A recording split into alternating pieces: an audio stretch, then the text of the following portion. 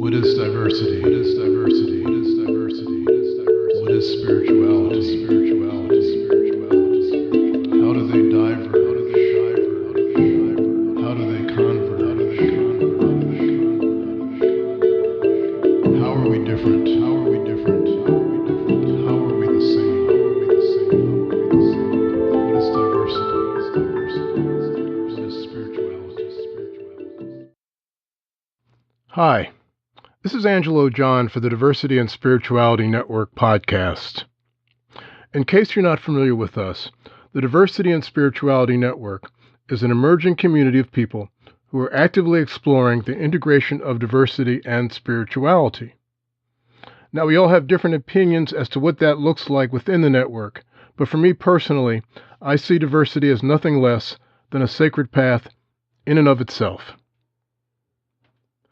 I'd like to invite you to rate the podcast on iTunes or wherever you get podcasts, which goes a long way to helping us spread the word and to share our message of sacred inclusion. Today, it's my privilege to interview Mark Silver, the founder of the Ithaca-based organization Heart of Business. Mark is a fourth-generation entrepreneur who has run a distribution business, turned around a struggling nonprofit magazine, and worked as a paramedic in the San Francisco Bay Area. A designated master teacher in the Sufi lineage, Mark received his Master's of Divinity from the University of Spiritual Healing and Sufism. As a coach, consultant, mentor, and spiritual healer, he has facilitated thousands of individual sessions with entrepreneurs and has led hundreds of classes, seminars, groups, and retreats. He also lives in a co-housing community, loves to cook and bake, and is passionate about helping spiritually oriented entrepreneurs succeed in business. Mark, welcome to the podcast. Whew. Thank you, Angelo. I'm really glad to be here. Multifaceted man that you are. I just keep dabbling in things, and so things stack up, right? Well, you know, Mark, that my interest is the integration of diversity and spirituality, so I think it's fair to ask you to begin. How does a Jewish guy who once wanted to become a rabbi, how did you discover the Sufi path?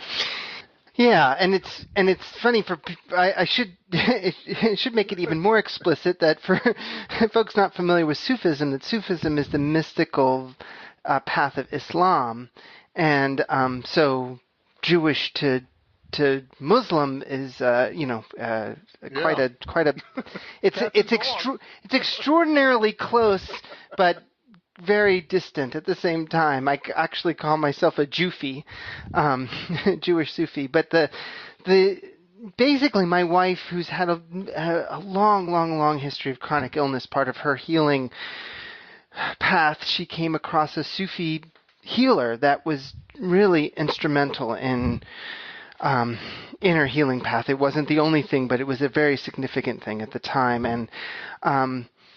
And at the same time, we were in a Jewish community, and I just was in a place where I just needed to go deeper in my experience of connection. And the community that we were in and the Jewish teachers that I was aware of were really good at connecting for people in the beginning of the path, but I know that they're there. This is not to say Judaism doesn't have some very profound and deep teachers. They do, but in terms of the path that I was walking and what I found and resonated, it's like the Jewish teachings and the Sufi teachings were the same teachings, and I just managed to end up discovering the Sufi teacher that Holly had discovered in her healing path that had the same teachings, but just a transmission that was deeper in my own heart and very profound. And it was,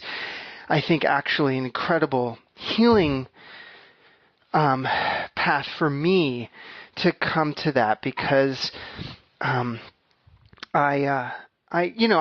was bringing my Siddur, my Jewish prayer book, to the mosque, and I was like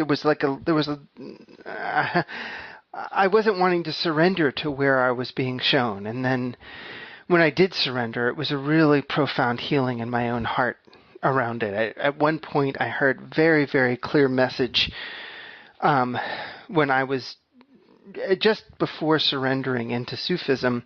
I heard very clearly in my own heart that this voice or message that said, "You're loving the path more than you're loving me." And that destroyed me, in a good way.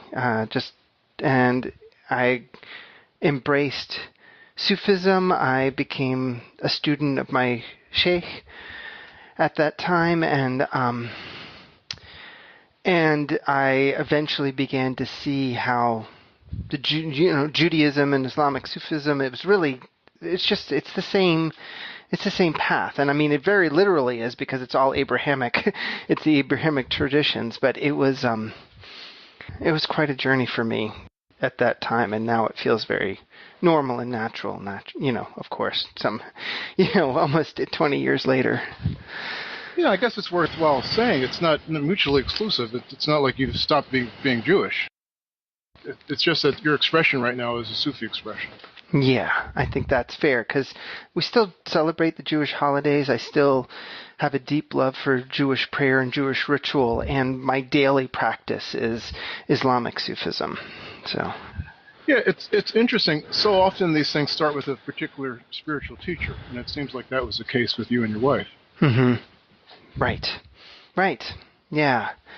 And our sheikh was, who passed a few years ago, was a teacher at the Al-Aqsa Mosque in Jerusalem. He lived in Jerusalem for many years. He would, for his life, all his life, and he came to the U.S. once a year to work with his students here, and so he was actually a well-known Muslim religious figure who worked for peace and worked tirelessly for peace and for love, and it's just very interesting how he emphasized different teachings in different cultures. I heard stories of the teachings that he brought in Palestine, in Jerusalem, in Israel, around breaking down some of the barriers that had come up when people were too attached to certain kinds of separations, like between men and women, and just like softening some of the harshness. At the same time, here in the U.S., where people were needing more strength and more of a container, there were some very strong practices that were brought in. And so I can see one of the things that I've learned in walking with Sufism is this understanding that there are no formulas. There are principles, but ultimately it's a relationship with the divine, and each situation needs its own particular medicine.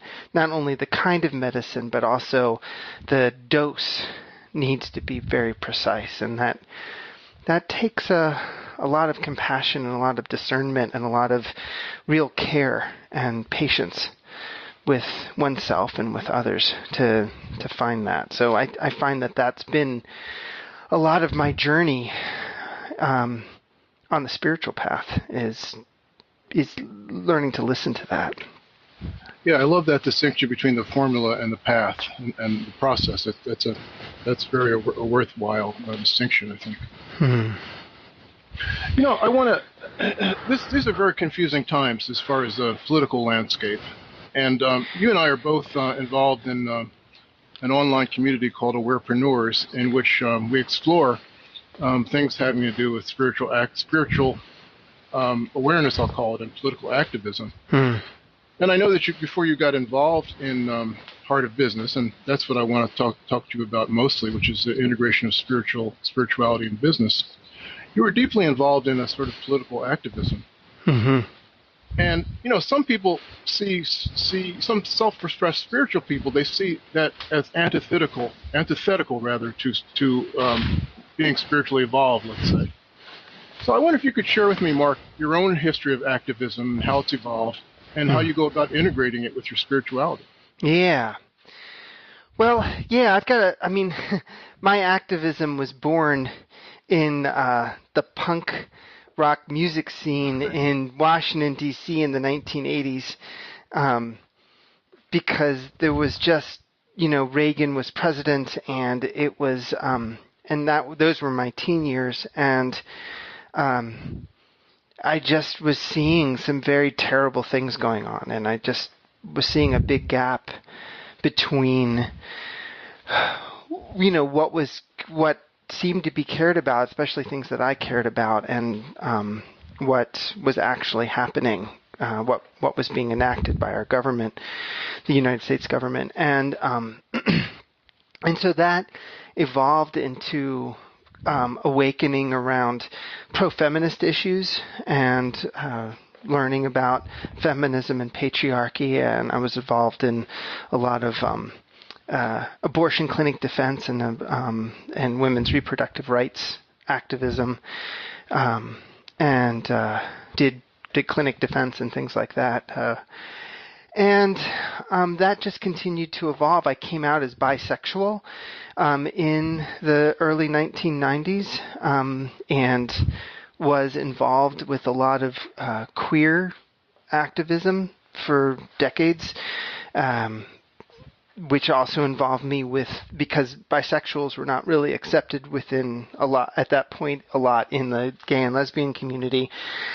And because of just natural understandings about fluidity around gender and around sexual orientation, there was a natural connection between the bisexual community and the transgender community. And so I knew a lot of trans folks at that point as well. And that really informed my understanding of the world that we want, that we need to be engaged in the world that we want to make, because for those of us that aren't that don't easily fit into the norm, and I think there's very, very few people that actually fit into the norm. This norm is so tightly defined, and it's like there's a huge number of people, but because of the way it's structured, we all feel isolated one from the other, and we're consciously separated one from the other. But it was dangerous. I mean, I lived in San Francisco during a portion of when the AIDS epidemic was really ravaging the queer community, and I was, and I remember very well, people, queer friends being attacked, and I was, I had certainly been yelled at and threatened, and it was, like there was a, and this was also connected to my Jewish roots as well, because Jews have not had an easy time through history either. And when I was young, I remember somebody that I knew. I grew up in the Maryland area, and I still don't remember why I was there and why I was playing with these kids that I actually didn't know that well. But one kid wanted to feel my head when he learned I was Jewish to see if I had horns. It was like that, that kind of a thing. And, and so there were just like a number of things like that happened throughout my life around either Jewish identity or queer identity that, just kind of hammered home like how unsafe it was for people not to be included, for people not to be accepted and loved for who they are. And it seemed like such a simple thing. And there's a lot of stories to tell there. I'm sure you've got even more stories than I do. It's like this, but if I fast forward some, it's like the thing that I love about Judaism and the thing that I love about Sufism and Islam is like there's this sense of we are meant to manifest divine qualities. We are meant to, like in Judaism, it's tikkun olam, the healing of the world. In Sufism and Islam, it's about, embodying the divine qualities, the qualities of God. And that's, God isn't just love. It's like we talk about the 99 qualities of God, the 99 names of Allah. And these names include qualities like justice and qualities like freedom and qualities like compassion and and oneness, and we need to express that. You can't just express love without also expressing justice. You can't just do the gentleness without also expressing the strength. And there are so many stories in the Abrahamic traditions that I'm most familiar with of religious leaders speaking up for the oppressed and speaking up against the powers that be, against whoever the ruling powers are, to make sure that the neediest are included and cared for deeply. And so my political sensibilities and my spiritual awakening and learning just strengthened one another. The one thing that I'm very, very grateful for is that I was really burning out on anger-based activism. I was really, really exhausted and disconnected. And so when my spiritual journey opened, the idea that I could carry justice but also carry love was a revelation for me. And to be able to, it's like you and I know, kind of watch what unfolds in these online spaces. And I just know that I have a sense of my own heart and a consistent connection with my own heart and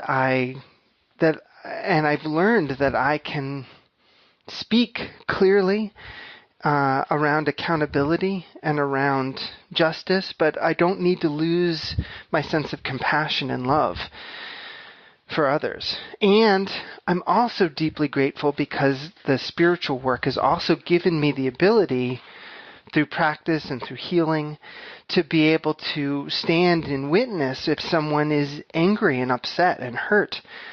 That doesn't shake me like it used to. I used to get so shaken and so worried about being accepted and about being loved and about being judged. And I just don't have that anymore. It's like I can witness somebody's anger and be present with it. And I just feel like all of these pieces are qualities that we're so needing as human beings to make this world a better place. Our hearts need to be able to contain so much more than we're allowing our hearts to contain, to be able to stand in witness, to be able to open in love, and to be able to carry the strength and the justice and the freedom and the mercy for all of us. Because how else are we going to see the world that we yearn for? Wow.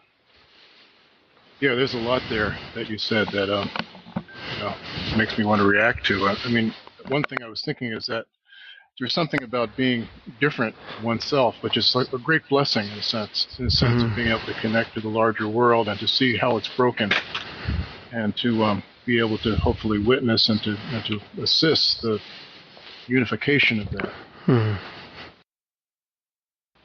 I'm wanting to talk a little bit about spirituality and business, which is it's not an integration that I hear a lot, and you're a specialist in this. I am. So, when I read your website and knowing you a little bit, I know that most of the clients you serve in Heart of Business are identified their micro business or service business. And I'm in that place myself. And I guess if we were to put a kind of descriptor on them, it's like these are people that want to approach their business from a spiritual perspective. Now, from your experience, what types of issues or preconceptions do this group that you deal with may have about business, maybe misconceptions? Yeah. So I think in order to answer that question, I think that it's important to lay the foundational understanding that our economy is extremely dysfunctional. And that capitalism itself is extremely dysfunctional, and it has created great pain over the very few centuries that it's been in existence. And I make a distinction between the specific system of capitalism and the enduring millennia of small trade and small business that has always existed in where humans live in various forms. And so what I think is true is that people who have some kind of spiritual awareness, some heart sensitivity, some caring for the world, and there's kind of usually two things going on with our clients. One is that they have a gift that they want to give. There's some way that they see that they can help and be of service, and there's no jobs. Like they can't get hired to do that thing, like there's just no jobs like that. And so they're kind of left, like their only option often is to be self-employed, or if maybe there are jobs, the constrictions or boundaries of working for a company are not comfortable or helpful for how they really want to do things. And they have a deep sensitivity and awareness that the way that they've seen business done has been dysfunctional and painful, and it's something that their heart won't let them do. Like they just won't. They won't manipulate people. They won't break their integrity to make a sale. They won't, just all the different ways that business has, business can be practiced in a deceitful way.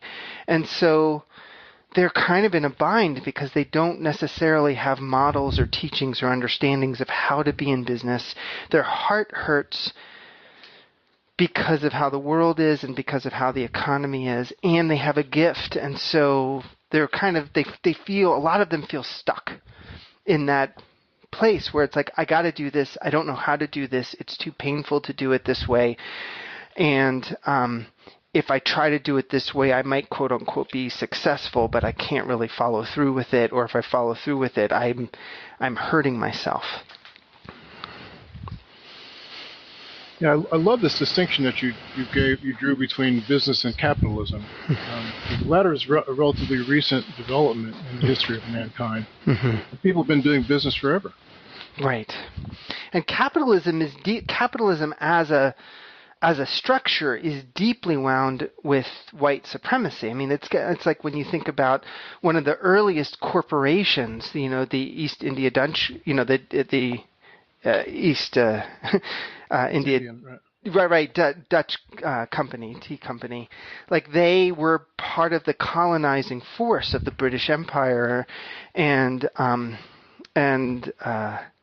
they just, it was, it was devastating, and their power was backed up by the British military, and it was very much to borrow a later term, an anachronistic term for that time period, manifest destiny. It was very much about, subjugating brown people and the people and the lands and resources that they had in order to, extract a profit and et cetera, et cetera. So, colonialism. And so it's just so important to understand the history that's there, because otherwise, it's hard to discern what can be healthy about business if you don't sift it out.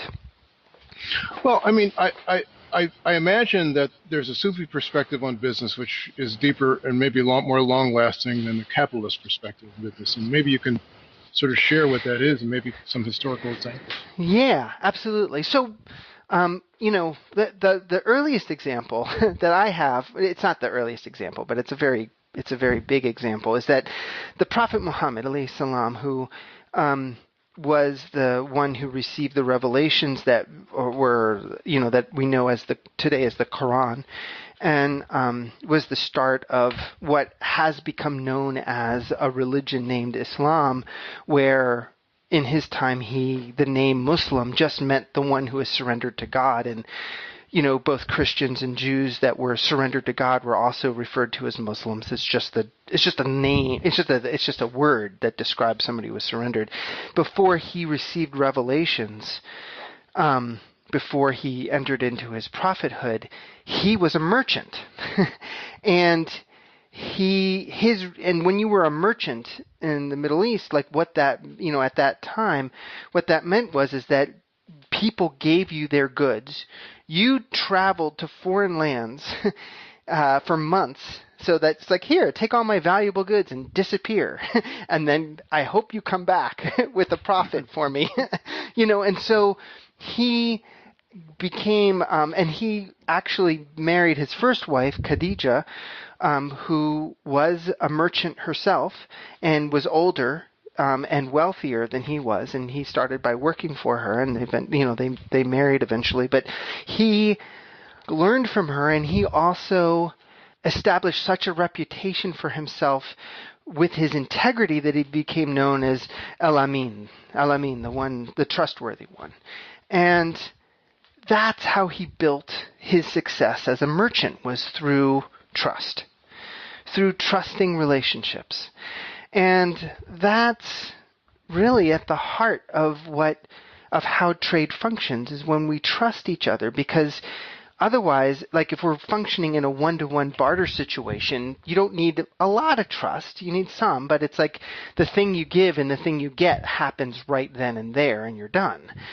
But with trade, where it's like I give this thing and then I get this other thing that supposedly represents some kind of value, like money, and then I take that money to somebody else, like it takes trust over a wide area among strangers to be able to carry business out. And we lose that sense. We lose that awareness. And so this relationship of trust is really at the heart of how business functions, really. I mean, really. And then there's more to it spiritually, but like at a human heart perspective, even at a divine perspective, that's the core of it. Mark, I want to go into that, but you brought up the Prophet Muhammad, and I think it's kind of interesting that you did that, because most of the people probably listening to this, they have a sense of Islam as terrorism. Right. Very bad PR. The Buddhists have had much better PR than...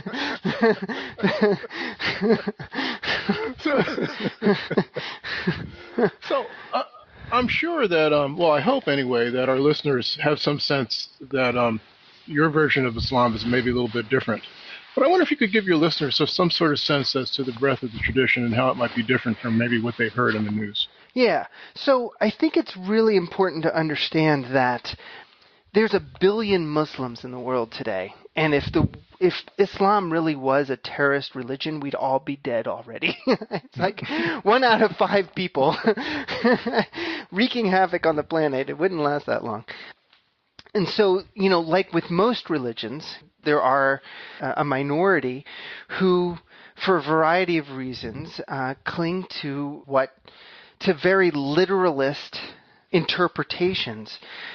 Now, I am not an Islamic scholar, and so I'm not claiming any particular authority over especially interpreting the Quran, from a jurisprudence kind of place. But I want to say that the Quran was always meant, these sacred texts are meant to be understood at many different levels. And we find it in Christianity, we find it in Judaism, we find people who take the sacred texts very literally. And in a complex world that has a lot of uncertainty and a lot of fear, people look for answers. They look for often easy answers. And the spiritual path does not provide easy answers. The inward path of it's like when we hear the word jihad, and jihad has come to mean, is understood as war, so, holy war. But what it really means is struggle.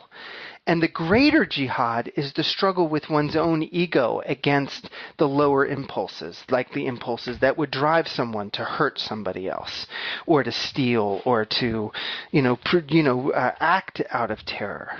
And, it's like I saw examples of Christian terrorism when I watched, when I was doing abortion clinic defense and people were blowing up, harassing women, threatening women, and blowing up clinics and killing doctors.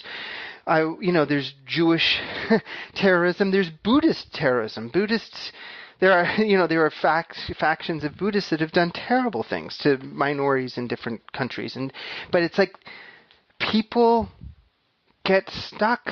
We get separated from one another, and we become fearful, and in that fear, we desire to control things. And so, like the people in Islam who are advocating terror, it's a terrible thing. It's a terrible thing. And there is no reason for any human being to do this to another person. And when we look at the effects of colonialism and we look at the effects of capitalism and how it's wreaked havoc on many different countries, you can see how these kinds of policies have played into and exacerbated the kinds of social problems and instability within civilizations, within cultures, within governments and countries that create terrorists. If the U.S. government, instead of undermining so many different countries around the world, if instead we were supporting, using the wealth that we've stolen to, for at least some kind of reparation and good, there would be so much peace. I would venture to say that we wouldn't have anywhere near the number of terrorists in this world. But it feeds on each other, and it's really hard for the U.S. government and the actors in the U.S. government to look in the mirror and see how our fear and our reactivity is contributing to the problem. One of the things that you said in there, which I think is really interesting, that there are these sort of literalists or fundamentalists in all religions. And to some extent, they corrupt the very spirit of the thing that they're attempting to promote. It's certainly not, Islam is not the only people that have fundamentalists. Right. So let's talk about business a little bit. Yeah. So you're a Sufi. You have Yes. some sense as to I'll call it right business. Give me some examples of how your own Sufi practice influences your approach to business and your business. Yeah. So, Sufism, any spiritual path, spiritual teachings. One of the things that I saw when I was studying with my Sufi teachers before I started Heart of Business was that there's no need to integrate spirituality in business. Like, it's already there. The divine exists everywhere. Everything is from the divine. Everything returns to the divine. Everything comes from the oneness and from source. Everything returns to source. There's nothing that's separate from it. But because of how we've been in relationship with money and business, it's harder to see it because it's gotten so muddied by baser human instincts. And so what I began to see in my studies is that there are very esoteric spiritual teachings that I learned that are reflected in certain business practices, and it radically changes the kind of transmission you're bringing. So, for instance, in marketing, we talk about a lot of times, like if you study anything about marketing, you know that most marketers say you have to talk about the problem. You have to talk about the problem. People that are facing a problem, you're solving a problem, and you have to talk about it to get their attention. And there are different ways you can do this. You can do this in the way of Madison Avenue, in the way that the psychological manipulative techniques that were learned and honed in the early part of the 20th century from some of the then nascent findings of psychology to manipulate people. And you could start mentioning problems that people are facing and triggering people into their reactive emotions.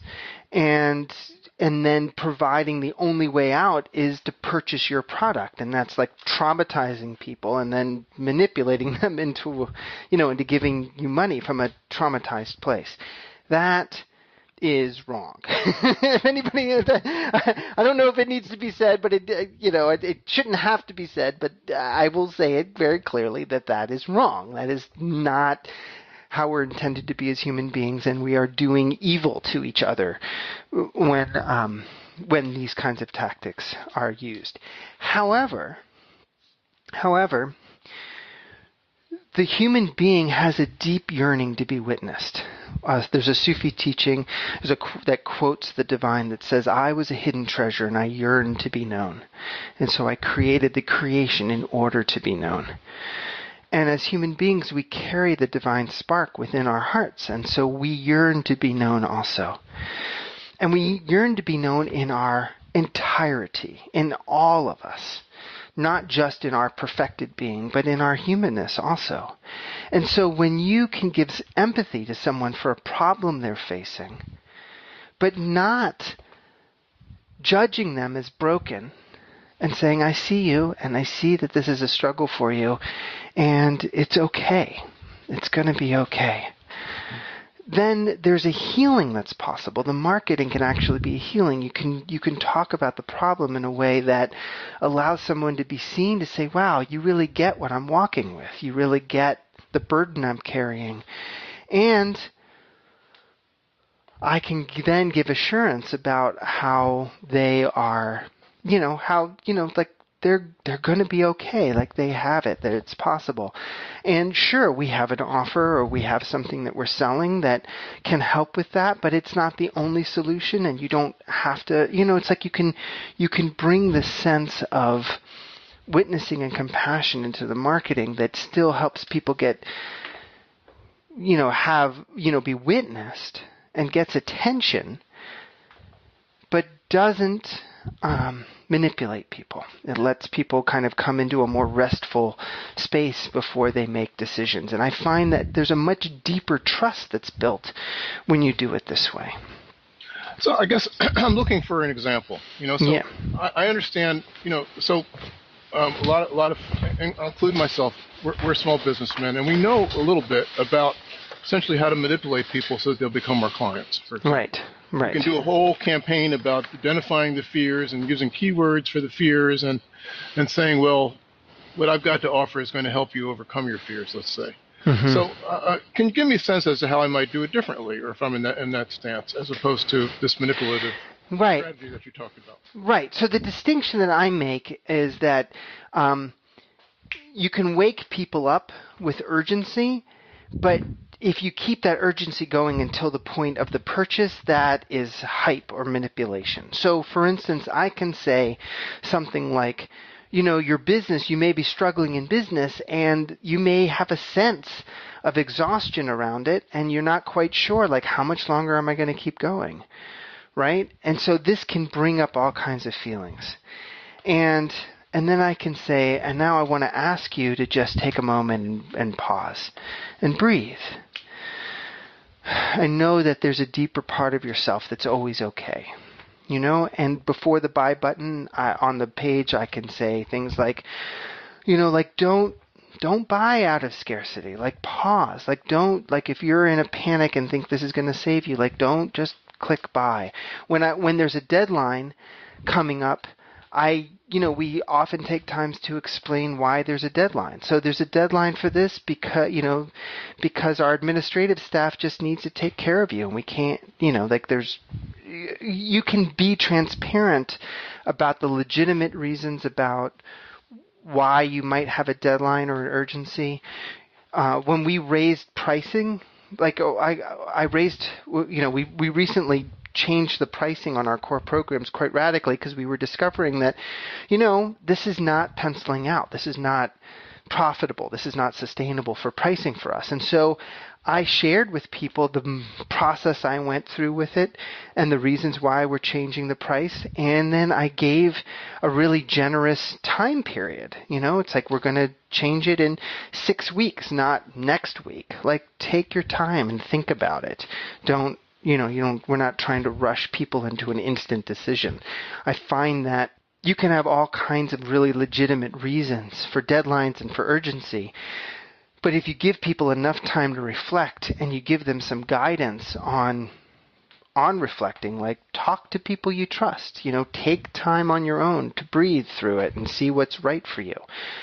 Then what it does is it counteracts some of that, oh my God, I got to buy it out of urgency. And they can come into more of a space where the decision is really coming from, oh, okay, this actually will be good for me and it's something that I really want. Or they'll come to a decision of like, you know what, this isn't quite the right time. I don't need to buy it. And that's okay too. Like, that's okay too. And having this larger perspective in the heart means that you don't have to hook, quote unquote, every client. You put it out there and the right people will come to you. Does this make sense? Is this enough of it? Yeah, it does. It does. I'm honing on two words that you said, and you can help me here. One is transparency from the part of the business owner, let's say, and the person that's doing marketing.